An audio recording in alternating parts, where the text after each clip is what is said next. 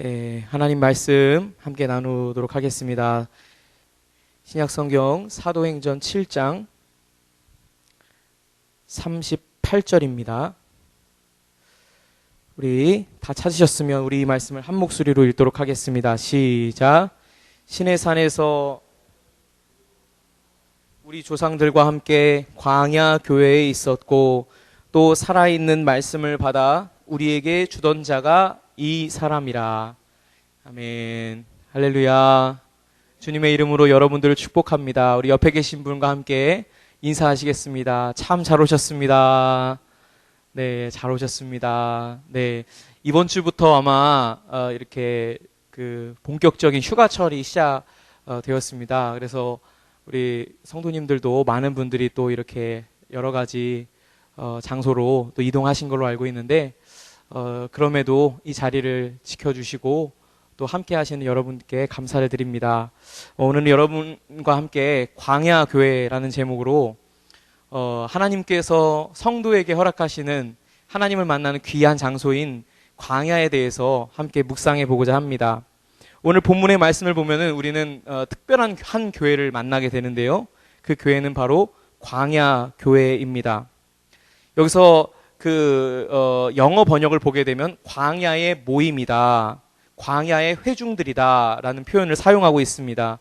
이것을 번역해서 광야 교회, 이름이 참 멋있죠. 광야의 모임, 그들 향하여서 그들이 바로 광야의 신앙 공동체, 광야의 교회이다, 이렇게 이야기하고 있는 것입니다. 출애굽한 광야 이스라엘 백성 공동체를 지칭하는 것이 바로 본문의 광야 교회입니다. 하나님이 애굽에서 이 약속의 자녀들을, 하나님의 자녀들, 하나님 백성들을 출애굽시키셨죠. 그리고 바로 하나님께서 예비하시고 약속하신 가나안 땅으로, 약속의 땅으로 바로 들이게 하신 것이 아니라 40년이라는 결코 짧지 않은 그 세월을 광야에서 이스라엘 백성들을 훈련시키신 것들을 우리가 말씀을 통해서 볼 수가 있습니다. 자기 백성을 약속의 땅에 들이기시기 전에 광야 교회를 출석하게 하셨던 거죠. 제가 그 밴드인가요? 이렇게 이제 인터넷을 뒤지다가 재미있는 글을 하나 발견을 했습니다. 한번 제가 읽어드리겠습니다. 제가 다니는 과는 광야대학 고생과입니다. 입학한 지는 좀 되었는데 아직 졸업을 못하고 있는 형편입니다. 하나님이 총장님이셔서 대충 넘어가는 일이 절대로 없습니다. 그래서 컨닝도 못하고 누군가의 도움을 얻을 수도 없습니다. 제가 배우는 교과목은 기다림, 포기, 깨어짐, 내려놓음, 순종, 자아의 죽음, 하나님만 바라보기입니다. 자, 우리가 성경의 말씀을 이렇게 읽다 보면 하나님께서 정말로 그 시대에 한 줄기 빛과 같이 사용하셨던 믿음의 사람들을 이 광야 학교에, 이 광야대학의 고생과에 이 과목을 이수하게 하시는 것을 우리가 볼 수 있습니다. 아브람, 모세, 다윗, 사도 바울, 심지어 우리의 구주 되시는 예수님께서도 공생애를 시작하시기 전에 40일간을 광야에서 금식하신 것을 우리가 알고 있습니다. 우리가 하나님의 어떤 그 귀한 일들을 감당하게 될 때에 하나님은 성도의 삶 가운데 분명히 이 광야라는 과목을 우리의 삶에 투입시키시고 우리를 이 거룩한 과정에 참여하게 하시는 것을 우리가 보게 됩니다. 여기 나와 있는 여러분 중에서는 어떤 분은 아직 이 수업을 받지 않으시는 분들도 있을 것이고, 아마 이 수업을 지금도 받고 계시는 분들이 있을 것이고, 또 이 수업을 이제 어느 정도 이수를 하셔서 이제 가나안 땅으로 약속하신 하나님의 축복 가운데 머무르고 계신 분들이 계실 것입니다. 저는 그래서 여러분들과 함께 하나님께서 우리를 광야로 부르시는 목적에 대해서 말씀을 함께 나누면서 은혜를 받고자 합니다. 하나님은 왜 우리를 광야로 부르실까요? 그것은 첫 번째로 광야는 하나님의 음성을 듣는 장소이기 때문입니다.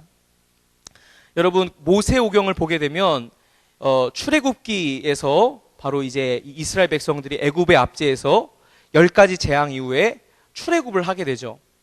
출애굽을 한 이후에 이 출애굽기 16장부터 그리고 18장까지인가요? 이 이스라엘 그 광야 출애굽의 역사에 대해서 잠깐 기록을 했다가 출애굽기 20장부터 쭉 10계명부터 시작해서 하나님의 계명이 시내산에서 선포되기 시작합니다. 그리고 뭐 성막을 짓는 어떤 방법이라든지 제사장의 에봇을 제작하는 그런 이렇게 설계도라든지 이런 것들을 쭉 나열을 하고 있죠. 여러분, 우리가 그 성경 통독을 하면서 가장 이렇게 부딪히는 과목인 레위기. 레위기는 무엇입니까? 하나님께서 말씀하시는 그 음성인 것이죠. 하나님께서 이스라엘 백성에게 시내산에서 주신 율법의 말씀인 것이죠. 그래서 우리가 레위기를 지나서 민수기를 가게 되면 이 민수기에 이 광야 이스라엘 백성들의 역사가 기록되어 있습니다. 그런데 온전히 민수기가 36장인데요. 이 36장에 걸쳐지는 동안 한 반 가까이가 또 율법의 말씀으로 채워져 있습니다. 하나님의 말씀을 듣는 거죠. 자, 우리는 그들이 광야에서 어떤 일을 겪었는지, 그들이 광야의 생활 가운데 구체적으로 어떤 사건들을 만났는지, 그것을 40년간의 이야기를 40년 동안 광야에서 있었으면 이 이스라엘 백성들이 얼마나 많은 사건을 경험했겠습니까? 그런데 그 40년이라는 시간에 비해서 그들의 이야기를 소개하는 것은 비교적 짧고요. 그 대신에 성경은 더 많은 부분을 할애해서 뭐에 대해서 얘기하냐면 말씀하시는 하나님에 대해서 이스라엘 백성들에게 말씀하시는 하나님에 대해서 우리에게 집중적으로 조명하는 것을 보게 됩니다.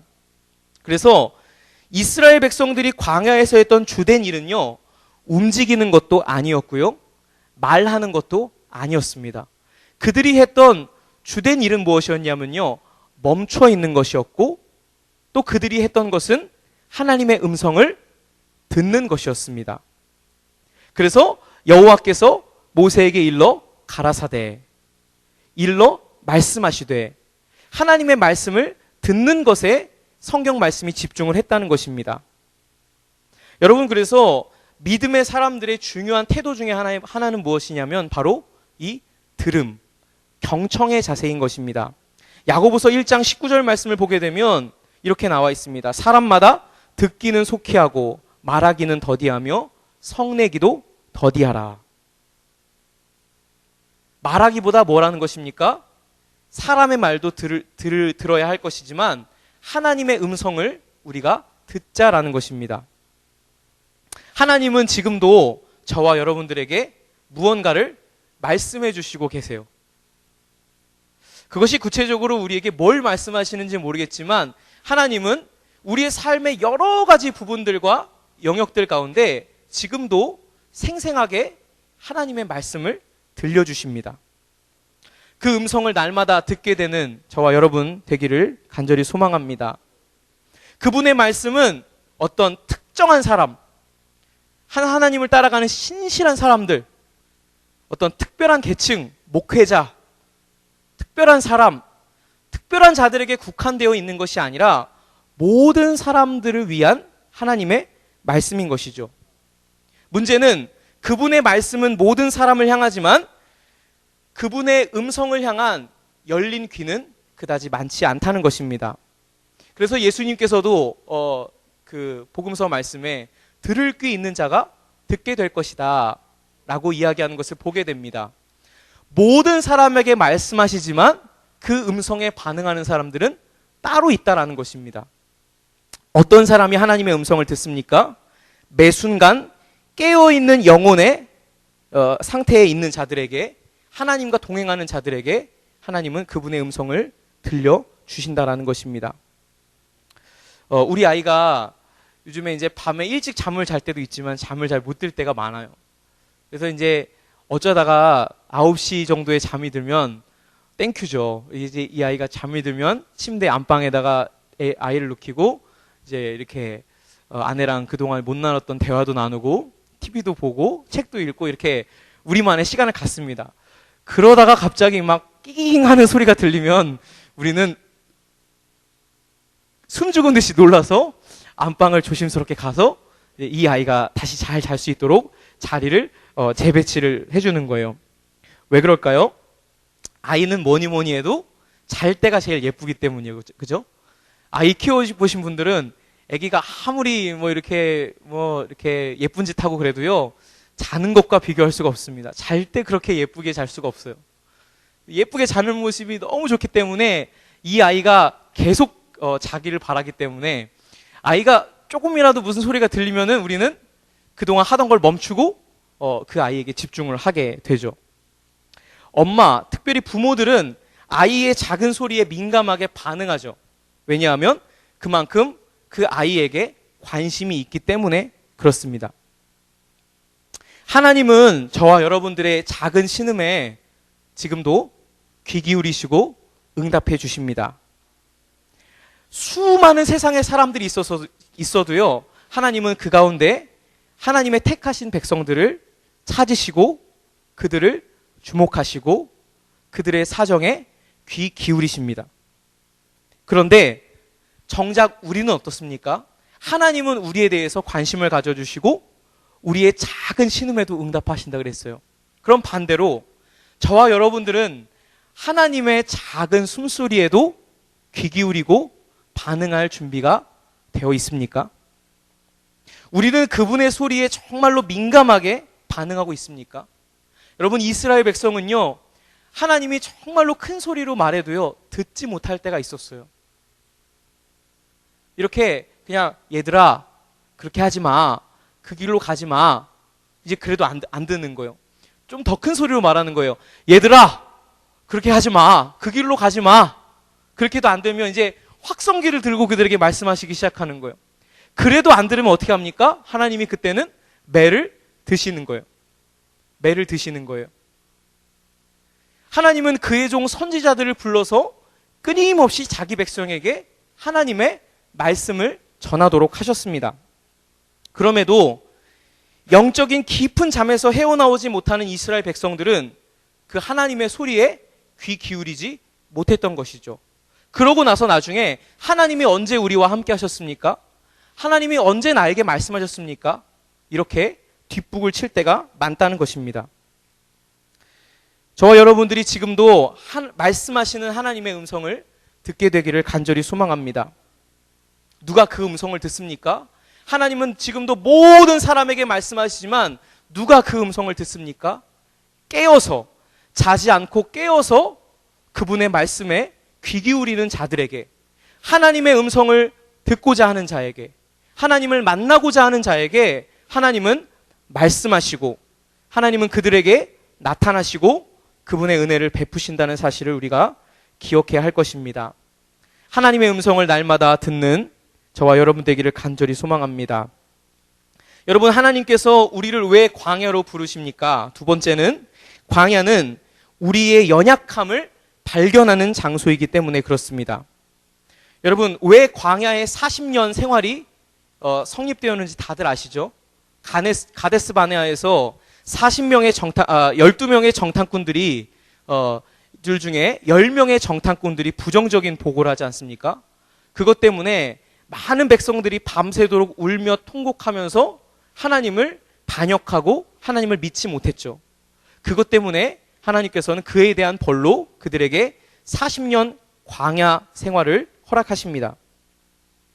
자, 이 시간 우리 같이 말씀을 찾아보실 텐데요. 출애굽기 12장 2절 말씀을 한번 같이 보시겠습니다. 출애굽기 12장 2절 말씀입니다. 출애굽기 12장 2절 말씀 우리 한 목소리로 읽겠습니다. 시작. 이 달을 너희에게 달의 시작 곧 해의 첫 달이 되게 하고. 여기서 여러분, 이 달이라고 하는 것은 6월절을 말하는 거예요. 그러니까 10번째 이 재앙이 애굽에게 내려져서 그 재앙으로 인해서 이스라엘이 드디어 출애굽하게 된 그 기점을 기준으로 해서 그 날이 바로 이스라엘 백성들의 1월 1일이 되는 거죠.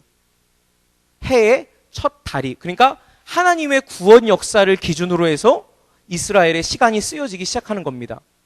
그 달을 너희에게 달의 시작, 해의 첫 달이 되게 하라라고 했습니다. 자, 그러면 이제 출애굽기는 이스라엘 백성들이 출애굽을 한 시점으로 인해서 시간이 계산이 된다는 것을 우리가 이 말씀을 통해서 알 수가 있습니다. 자, 그 다음에 우리가 출애굽기 19장 1절을 찾아보겠습니다. 출애굽기 19장 1절입니다. 출애굽기 19장 1절 우리 한번 같이 읽겠습니다. 시작. 이스라엘 자손이 애굽 땅을 떠난 지 3개월이 되던 날 그들이 시내 광야에 이르니라. 아멘. 자, 이제 1월 1일 날 이스라엘 백성들이 출애굽을 했단 말이에요. 그러면 이제 애굽에서 떠난 지 3개월, 3달 뒤에, 석 달 뒤에 그들이 어디에 도착합니까? 시내 광야, 즉 시내 산에 도달하게 됩니다. 여기서 이 시내 산에 도달하게 된 뒤로부터 이 출애굽기 19장부터 이제 우리가 다음에 보게 될 이 민수기 말씀까지 시간이 정지되는 거예요. 지금 이 상태에서 이스라엘 백성들은 이 시내 산이라는 장소에 지금 머물러 있는 것이죠. 자, 그 다음에 우리 민수기 10장 11절 말씀을 함께 보시겠습니다. 레위기를 넘어서 민수기 10장 11절 말씀입니다. 우리 같이 읽겠습니다. 시작. 둘째 해 둘째 달 20날에 구름이 증거의 성막에서 떠오르매. 자, 둘째 해 둘째 달 20날에, 아까도 말씀드렸지만 이것은 뭘 기준으로 둘째 해 둘째 달을 얘기하는 것이냐면 바로 이스라엘 백성들이 출애굽한 시점을 기준으로 해서 지금 이동을 하는 것입니다.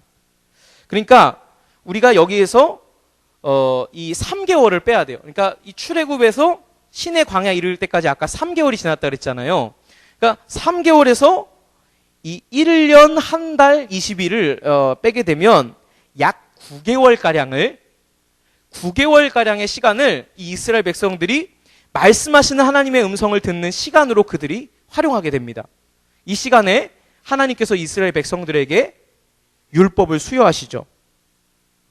자, 그렇게 된 뒤에 약 9개월 만에 그들이 이제 시내 광야에서 이동을 하게 되는 것입니다. 자, 그 다음에 우리가 어디로 이동을 했는지 한번 말씀을 계속해서 보기를 원합니다. 신명기 1장 2절 말씀입니다. 신명기 1장 2절. 신명기 1장 2절 말씀. 이 말씀을 같이 함께 읽겠습니다. 시작. 호렙산에서 세일산을 지나 가데스 바네아까지 10하룻길이었더라. 자, 여기서 호렙산은 시내산을 말하는 거죠. 이 호렙산에서 가데스 바네아까지 얼마가 걸렸냐면 11일이 걸렸습니다. 11일. 가데스 바네아까지 10하룻길이 걸렸다라고 나와 있죠. 자, 3절 말씀을 우리 같이 읽어볼까요? 시작. 신명기 1장 3절입니다. 시작. 40째 해 11째 달 그 달 첫째 날에 모세가 이스라엘 자손에게 여호와께서 그들을 위하여 자기에게 주신 명령을 다 알렸으나, 그러니까 신명기가 선포되고 있는 이 시점이 40째 해 11째 달, 그러니까 40년을 거의 꼬박 채운 그 시점에 신명기의 말씀이 지금 선포되고 있다는 것을 이야기해주고 있는 것입니다. 그러면 가데스 바네아부터 그들이 지금 말씀을 듣고 있는 이 모압 평지에까지 얼마나 시간이 걸렸느냐를 보게 되면 신명기 2장, 이제 마지막입니다. 2장 14절. 신명기 2장 14절 말씀을 보게 되면 우리 같이 한번 같이 읽겠습니다. 시작.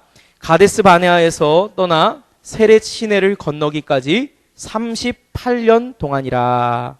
여기까지 읽겠습니다. 자, 가데스 바네에서 세렛 시내, 그러니까 이 모압 평지에 도달할 때까지 그들이 얼마나 걸렸습니까? 38년이 걸렸습니다. 이 나머지 40년, 그러니까 38년이라는 시간 동안 이들이 광야에서, 신광야에서 방황을 하게 되는 것이죠. 그러고 나서 이제 바사난과 또 그 요단 동쪽 편에 있는 이 나라들을 이제 제압을 하고 이제 요단강 맞은편으로 그들이 이동을 하게 되는 것이죠. 그러니까 정확하게 가데스 정탐 사건이 있은 후부터 모압에 도달할 때까지 38년이 걸렸으니까 이 40년 우리가 광야 생활 얘기하잖아요. 그러니까 시내 산에 있는 시간들을 빼면은 약 38년 동안을 그들이 광야에서 뺑뺑 이제 돌아가는 방황하는 세월들을 보냈다고 우리가 이해할 수가 있겠습니다. 하나님께서 이 민수기 1장에 보면은 시내 광야에서, 그러니까 시내 광야 멈춰 있는 동안에 이제 광야 초기죠. 광야 초기에 이제 20세 이상 싸움에 나갈 만한 자를 그들이 계수하라라고 명령을 하십니다.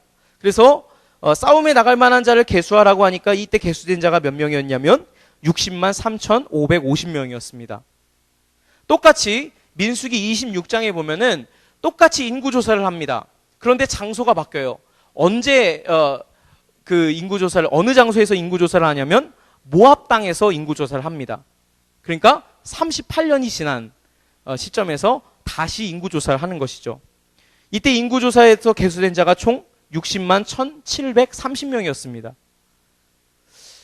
인원수는 변동이 없는 것 같은데 한 명 한 명이 다 바뀌었습니다. 처음에 60만 3,550명은 하나님의 말씀에 반역한 죄로 광야에서 다 매장되게 되죠. 그래서 새롭게 지금 계수된 이 2세대는 누굽니까? 광야에서 태어난, 광야에서 자라난 이 자녀들 세대가 이 계수에 든 자들이죠. 갈렙과 여호수아를 제외하고 모든 광야 1세대들은 광야에서 죽고 마는 것이죠. 이제 광야에서 어린 시절과 젊은 시절을 보내고 약속의 땅에 들어갈 자격을 얻은 새로운 2세대가 세워지기 시작하는 것입니다. 광야는 과연 그래서 어떤 장소입니까? 오랜 기간 동안에 1세대가 죽고 2세대가 살아나는 것입니다. 즉 우리 가운데 있는 어떤 하나님을 반역하고 불순종하고 교만하고 하나님 앞에 옳지 못한 것들이 처리되고 우리의 자아가 십자가에 못 박히는 시간들인 거죠. 광야에서 우리는 우리 자신이 얼마나 부족하고 연약한 사람인지를 발견하게 되는 것입니다. 광야는요, 숨기울 것이 없는 인간의 밑바닥 본성이 여지없이 드러나는 벌거벗음의 장소였습니다. 잘난 척을 할 수도 없습니다. 배고픔 속에서, 굶주림 속에서, 목마름 속에서, 불편함 속에서 그들은 여지없이 그들의 마음 속에 하나님을 향한 원망과 불평을 쏟아낼 수밖에 없었던 것이죠. 가진 것이 없는 그들에게서는 눈에 보이는 것이 전부였기 때문에 10명의 정탐꾼들의 이야기를 듣고 하나님을 멸시하고 맙니다. 하나님 앞에서 통곡하게 됩니다. 광야에서 그들의 삶은 매일이 전쟁터와 같았던 것이죠. 오랫동안 애굽의 세상 문화와 신들을 모시고 섬기면서 그들의 마음 가운데 있었던 우상 숭배, 그들의 마음속에 자리 잡고 있었던 욕망의 죄성과 그들은 날마다 매일마다 그들은 마주해야만 했습니다. 우리는 광야에서 누구나 이렇게 자신의 모습이 드러나고 밝혀지는 것을 두려워합니다.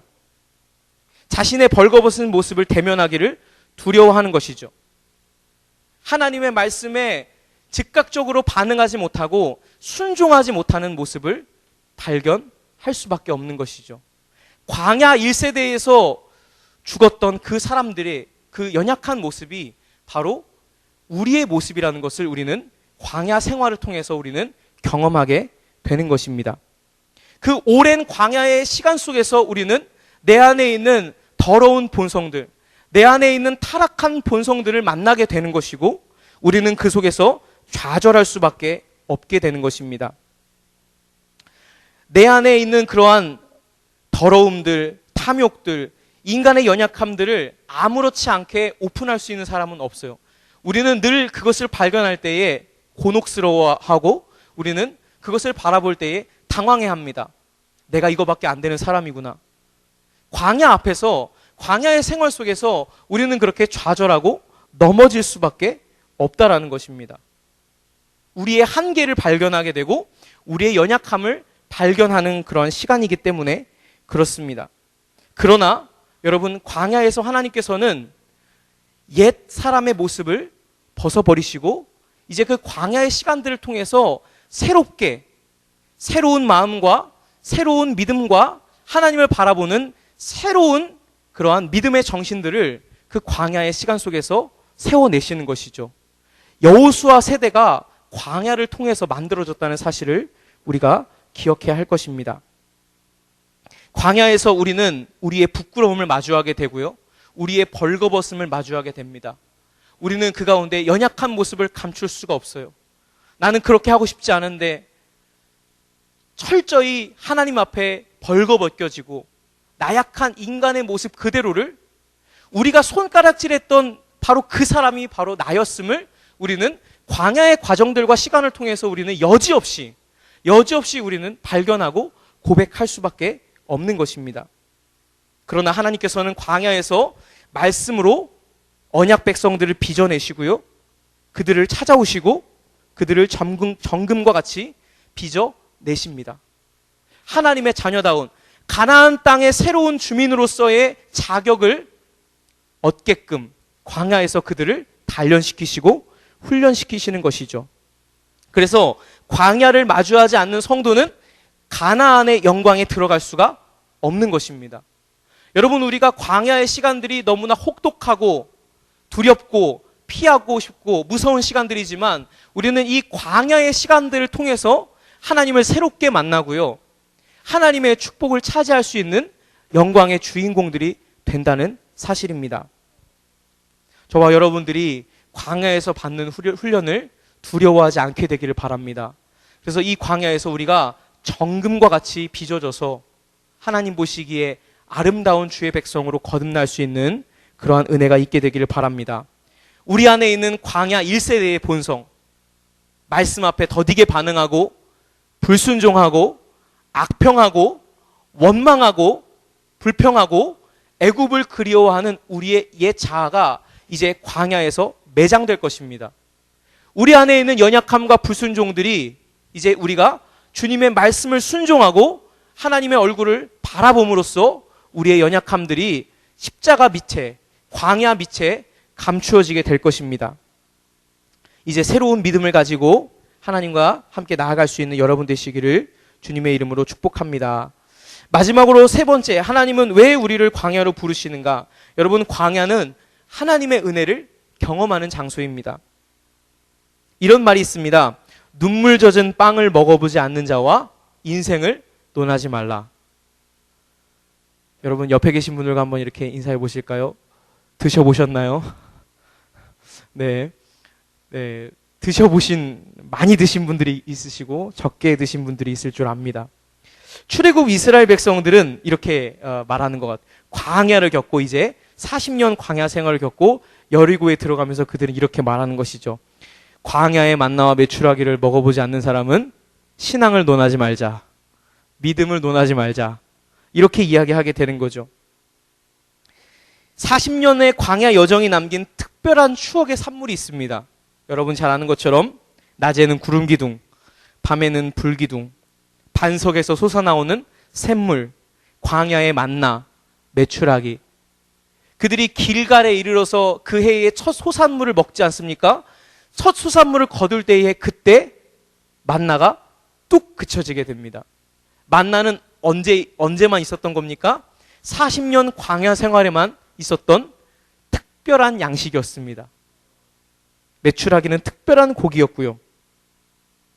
다른 사람에게는 그냥 그렇게 특별한 감흥이 없는 맛일지 몰라도 광야 생활을 한 사람들에게요, 이 만나와 메추라기는요 아주 특별한 별미입니다. 왜냐하면 그 가운데 광야에서 그들의 어떤 추억과 기억들이 고스란히 담겨져 있기 때문에 그렇습니다. 군대 얘기를 해서 죄송합니다. 제가 처음에 훈련병을 입대하고 나서 초코파이를 먹었을 때 그 맛을 잊을 수가 없습니다. 예, 이제 군대 갔다 오신 분들은 아시겠지만 그 오래간만에 먹는 그 달달한 맛, 그 달달한 맛을요 정말 잊을 수가 없습니다. 제가 너무나 그 연약한 마음에, 어리석은 마음에, 제가 그 둘째 대지에 그런 얘기를 했잖아요. 인간의 연약함을 발견하게 된다고. 이렇게 밥을 먹는데요, 사실은 이 부대에 들어오는 사람들은 이제 가방끈이 짧은 사람부터 막 사회에서 정말 대단하게 했던 사람들 있지 않습니까? 막 교대 나온 사람들, 선생님 했던 사람들, 사법고시 패스한 사람들, 뭐 그런 사람들이 다 있는데요. 야, 그 사람들이 이제 밥 먹을 때 돈가스 그거 하나 더 먹으려고, 부스러기라도 더 먹으려고 막 더 달라고 막 이게 애걸복걸하는 그런 모습은요, 거기에서밖에 발견할 수가 없는 모습이에요. 제가 초코파이 하나를 바꾸서요, 이게 한 입을 물어먹고 너무나 맛있는 거예요. 이거는 나눠 먹을 게 아닌 거예요. 나눠 먹을 게 아니라 한 입을 먹고 숨겨뒀다가 주머니에 숨겨놨다가 밤에 이제 밤 저물하잖아요. 그러면 이제 화장실을 가야 되겠다 그래가지고 화장실에 가서 그걸 뜯어먹고 화장실에서 제가 몰래 그걸 다 하나를 다 먹었다는 거 아니겠습니까? 그만큼 이게 너무나 환상적인 맛이고 잊을 수가 없는 맛이에요. 그래서 제가 뭘 결심했냐면, 야, 그래, 내가 100일 휴가를 나가면 반드시 초코파이를 한 상자를 살 것이다. 그리고 내가 혼자 다 먹을 것이다. 이런 결심을 제가 이렇게 했단 말이죠. 그렇게 하고서 정말로 제가 휴가를 나오자마자 터미널에서 버스를 타기도 전에 제가 초코파이를 구매를 했어요. 초코파이를 구매해가지고 먹어보니까 이상하대요. 그 안에서 먹었던 그 맛이 아닌 거, 똑같은 초코파이인데요. 똑같은 음식인데 그 맛이 안 나더라는 거죠. 잊을 수가 없는 맛입니다. 그런데 지금은 아무리 맛있는 걸 해 먹어도요, 아무리 달달한 걸 먹어도요, 그때 그 환상적인 맛이 안 납니다. 왜 그 맛이 환상적인 맛일 수밖에 없습니까? 그만큼 고단하고 힘든 외로운 시간 속에서 마주했던 이 시간이었기 때문에 그렇습니다. 분명히 똑같은 음식인데, 분명히 똑같은 건데 맛이 다릅니다. 만나와 메추라기는 평범한 음식에 불과한데 광야의 만나와 메추라기는 다릅니다. 여러분, 우리가 광야에 들어갈 때에만 비로소 느껴지는 맛이 있습니다. 평상시에는 별로 맛이 있질 않았어요. 그런데 거기에 들어가면 이상하게 그게 특별하게 기가 막히게 맛이 있는 것이죠. 광야로 들어갈 때 비로소 보이고 경험하고 느껴지는 세계가 있습니다. 여러분, 우리가 건강할 때 느끼지 못했던 건강의 소중함, 병들 때 느끼죠. 물질이 풍족했을 때에 느끼지 못했던 의식주를 해결할 수 있다는 그 소중함, 내가 내일 먹을 양식이 있다는 그것에 대한 소중함, 곁에 있을 때는 느끼지 못했던 주변 사람들, 내 주변에 있는 그 사람들, 그 관계의 소중함, 바로 그런 것들을 하나님의 은혜라고, 이전에는 하나님께서 나에게 주신 아름다운 것이라고 느끼지 못했던 것들을, 고백하지 못했던 것들을 우리가 광야에 들어가게 될 때에 절절하게 고백할 수밖에 없게 된다는 것입니다. 여러분, 풍족함은 분명히 하나님의 축복인 것이 맞습니다. 그러나 하나님께서 우리에게 축복으로 주신 이 풍족함이 때로는 우리의 믿음의 사고와 지각을 흐리게 만들기도 합니다. 그래서 하나님께서는 우리가 가난에 처할 때에도, 우리의 삶이 풍족할 때에도, 풍성할 때에도 언제나 감사하기를 원하십니다. 사도 바울이 그렇게 얘기했죠. 내가 풍부와 궁핍에 처할 때에도 자족할 수 있는 일체의 비결을 배웠노라, 이렇게 이야기했습니다. 사도 바울이 광야를 통과했기 때문이죠. 배고픔도 경험해보고 배부름도 경험해보고 가난도 경험해보고 부요함도 경험해보고 그 가운데서 정답을 얻은 거예요. 광야를 통과하면서 정답을 얻은 거예요. 아, 주님밖에 없구나. 주님이 나에게 이 모든 것을 주셨구나. 주님이 나의 이 모든 것의 주인이시구나. 주님이 내 생명의 주인이시구나. 주님이 내 시간의 주인이시구나. 관계의 주인이시구나. 물질의 주인이시구나. 건강의 주인이시구나. 단순하지만 광야에 들어가지 않을 때는 깨달을 수 없었던 것들을 광야에서 비로소 우리가 느끼고 경험하고 깨닫게 된다는 것입니다. 그래서 우리가 광야를 지나오게 되면 그렇게 고백하게 되는 것이죠. 고린도전서 15장 10절 말씀처럼 내가 나 된 것은 오직 하나님의 은혜로다. 저와 여러분들이 나의 나 된 것은 하나님의 은혜로다, 이렇게 고백할 수 있는 그러한 믿음의 자녀들이 되기를 간절히 바랍니다. 이제 말씀을 정리하기 원합니다. 여러분 중에 지금 광야 교회에 출석하고 계신 분들이 계십니까? 그렇다면 여러분, 너무 힘들어하지 마십시오. 하나님이 지금 우리의 삶에 놀라운 일을 준비하고 계획하고 계시는 것입니다. 광야가 지나면 끝이 아닙니다. 광야가 지나면 아무것도 없는 것이 아닙니다. 광야가 지나면 반드시 약속의 땅, 가나안 땅이 우리를 기다리고 있다는 것입니다. 하나님의 놀라운 축복이, 하나님의 놀라운 상급이 그 광야를 통과한 자에게, 광야의 수업을 모두 다 이수한 자에게 그 놀라운 축복이 주어진다는 사실을 우리가 신뢰해야 될 줄로 믿습니다. 그렇기 때문에 우리는 이 광야의 과정에 집중해야만 합니다. 광야의 훈련이 힘들다고, 광야의 훈련이 지겹다고, 이 훈련이 나에게 더 이상 유익이 되지 않는다고 이것을 게을리하여서 우리는 이 수업에 낙제하는 일이 없도록 해야 할 것입니다. 우리가 됐다라고 말하는 것이 아니라 하나님 보시기에 이제 됐다, 이제 광야의 수업이 끝났다, 이렇게 말하는 동시에 우리의 삶은 광야에서 가나안으로 옮겨지게 될 것입니다. 그때까지 우리는 광야에서 하나님을 만나야 될 줄로 믿습니다. 광야에 계신 여러분, 그분을 경험하시고 그분의 음성을 들으시고 그 광야에서 우리의 연약함을 주님 앞에 철저히 고백하고 겸손하게 주님 앞에 나아가게 되기를 간절히 바랍니다. 우리가 광야를 지나서 축복의 땅에 이르렀다면, 모든 것이 풍족하고 만족한 형편이라면 우리는 반드시 광야에서의 그 시간을 잊지 말아야 할 것입니다. 광야의 세월이 있었음을, 우리의 삶에 지금 이렇게 풍족하지만, 지금 이렇게 복스럽지만, 지금 이렇게 아름답지만 우리가 그렇게 힘들었던 세월이 있었다는 것을 우리는 반드시 잊지 말아야 할 것입니다. 신명기가 우리에게 전하고 있는 메시지는 그것입니다. 잊지 마십시오. 기억하십시오. 애굽에서 종되었던 것을 기억하십시오. 광야에서 만나와 메추라기를 먹었던 것을 기억하십시오. 광야의 메마른 땅과 건조한 땅을 지났던 것을 기억하십시오. 광야에서의 더위와 추위를 기억하십시오. 그렇게 선포하고 있는 것입니다. 왜 그렇습니까? 가나안 땅에 들어가면 우리가 쉽게 그것을 잊어버리기 때문에 그렇습니다. 우리가 잘나서 지금 그렇게 된 것이 아닙니다. 나의 나된 것은 나의 잘난 것 때문이 아닙니다. 우리의 공의 때문이 아닙니다. 우리의 어떠함 때문이 아닙니다. 그것은 바로 하나님의 은혜입니다.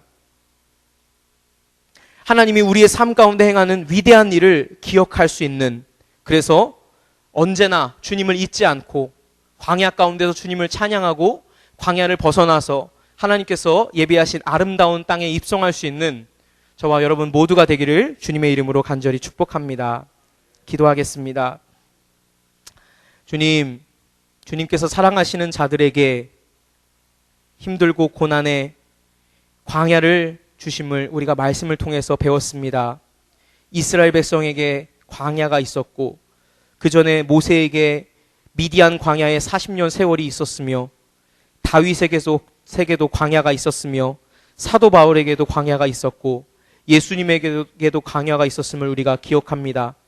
하나님, 광야에서 주님을 원망하는 것이 아니라 광야 가운데서 하나님께서 우리에게 계획하신 그 믿음의 교훈들을 모두 다 이수하고 수료하여 온전히 하나님을 바라볼 수 있는 믿음의 자녀들을 거듭날 수 있도록 우리를 축복하여 주시옵소서. 그곳에서 말씀하시는 주님의 음성을 듣게 하여 주시옵소서. 지금도 모든 살아있는 육체들에게 하나님의 거룩한 부르심으로 불러주시고 말씀해 주시는 그분의 음성을 깨어 청종하기를 원합니다.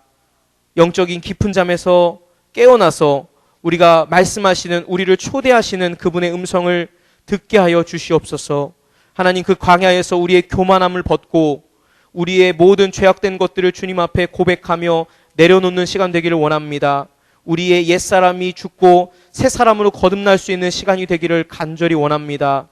우리의 목소리가 이제 더 이상 외쳐지지 아니하고 하나님의 음성을 따라 순종하는 발걸음만 있는 시간들이 될 수 있도록 하나님 축복하여 주시옵소서. 하나님 아버지, 그 가운데서 우리가 하나님을 만나게 하여 주시고 하나님의 은혜로다 고백할 수 있는 그러한 귀하고 복된 시간들로 광야의 시간들을, 광야 교회의 시간들을 주님께서 인도하여 주시옵소서. 하나님, 광야를 통하여 우리에게 주실 아름다운 축복을 기대하며 고대합니다. 그것들을 바라보면서 날마다 주님의 말씀으로 우리의 심령이 날마다 변화되게 하여 주시며 하나님께서 원하시는 모습대로 나아갈 수 있도록 인도하여 주시고 축복하여 주시옵소서. 감사드리오며 예수님의 이름으로 기도하옵나이다. 아멘.